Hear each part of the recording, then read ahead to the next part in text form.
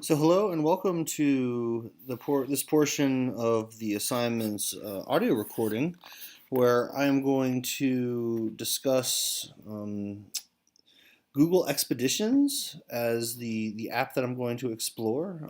I guess one of the reasons I drifted towards this app or program for what I wanted to learn more about and research was a quote from the Jukes book, The Always On Generation, under the virtual field trips category, where it said, at its core, a transfluent learning experience intertwines digital and real worlds. A virtual trip a virtual field trip allows participants, independently or collectively, to experience a safe, enriching, low-cost learning adventure. And as I was trying to imagine how I might attempt to incorporate one of the virtual or augmented reality programs that we talked and discussed in class last week, or I guess 2 weeks now, about, I thought that I wanted the virtual field trip as an idea, and I wanted to see what options it had for me as an English teacher. And you click through the website, and eventually get to an Excel spreadsheet where it lists a frankly incredible amount of places that you can go and tour, and just a couple of the ones that I recognized immediately as relevant to my high school ELA classroom were like Williamsburg, Colonial Williamsburg, is if we're reading the foundational documents of the country, or there's Jim Crow South tour of specific sites. And so, To Kill a Mockingbird, or anyone, or then if we're reading Dickens, you can go tour um, a house, a Victorian house in England, so you can get a little bit of extra context for some of these things that we're learning and reading about. Um,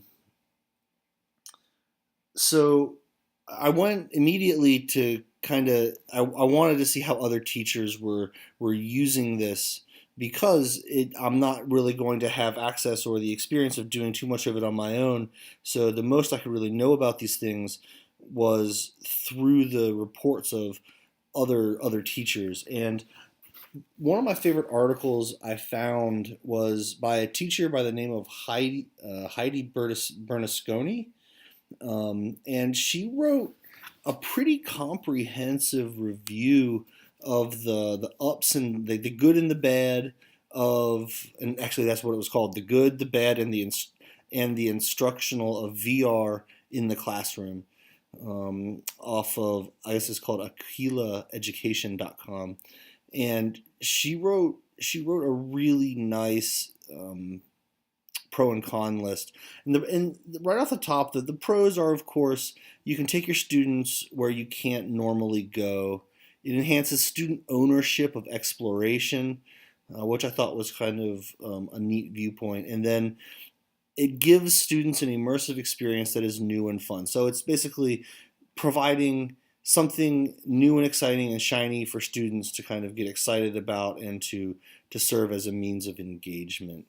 And then there were quite a few they're a little bit more on the negative list, but I kind of liked her approachable description, and like she wasn't cynical about some of the issues. The number one is, of course, money.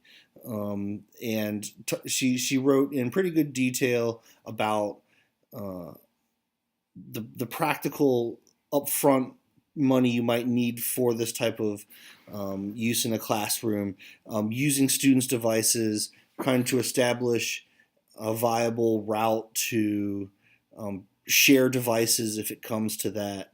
And then also, she, more than just the personal devices, she talked about like a router that you have to have specific type of connections in terms of internet, and all of the kind of high end technical decisions that you have to make. And then, of course, I thought you got some of the dizzy, blurry complaints, the students without the devices, and so forth. But what I thought was maybe most informative was how she discussed it. It took longer to perform a lesson using this technology because of some of the times and setting people up, and then you have to allow students the time to explore on their own, and then you have to synthesize that with delivering your own content in addition to going to the Globe Theater or wherever you take your kids virtually. So, and that actually was another good point or two that I got from a second YouTube video that I watched by a guy named William Rodriguez, and um, I think the most apt thing that he reminded me, a tool like this is in fact just another tool in the belt.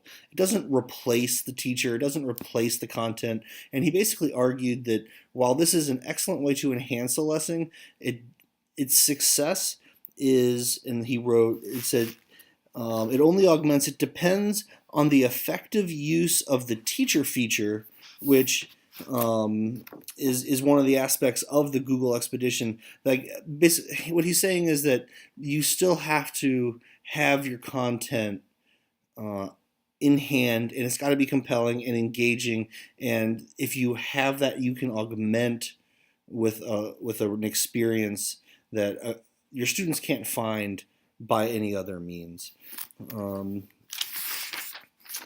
so I was a little bit skeptical in the beginning, and maybe I still am a little bit, just because you never really know what you're going to get in the classroom. That first job, when I think about where I'm going to end up teaching, and who knows what sort of economic class of students or student body I'm going to be working with, and they may or may not have all these devices. We may or may not be one to one, and all of these other kind of issues. But I guess after reading and listening to some teachers in action, I'm a little more optimistic and frankly blown away by the options that Google Expeditions provides you.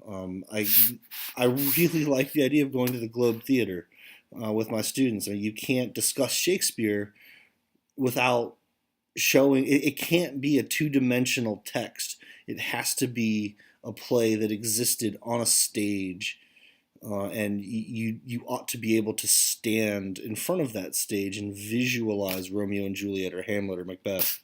And so this remains something that is a lot more compelling and even accessible than I thought. So anyway, thank you very much for listening, and that concludes this part of the video.